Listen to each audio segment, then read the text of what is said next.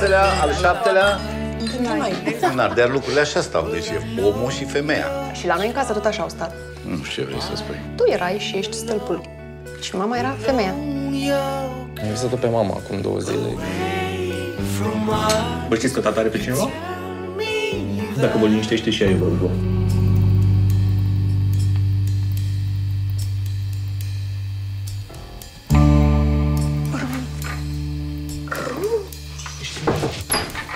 Ce faceți, mă?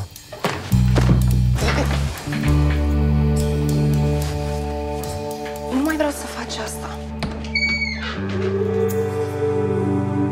Ești cel mai important om din viața mea, te iubesc, mă iubești.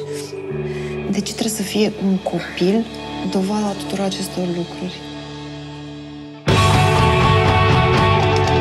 Tu crezi că poți să nasc copilul ăsta și să nu zici ce al cui e? Băi! Nu trebuie să mai stai lângă sorta. Pleacă-mă din casa mea! Vezi lucrul ăsta foarte... Îl vezi așa bolnav. Nu e ceva bolnav, e pur și simplu ne iubim și lucrul ăsta s-a întâmplat.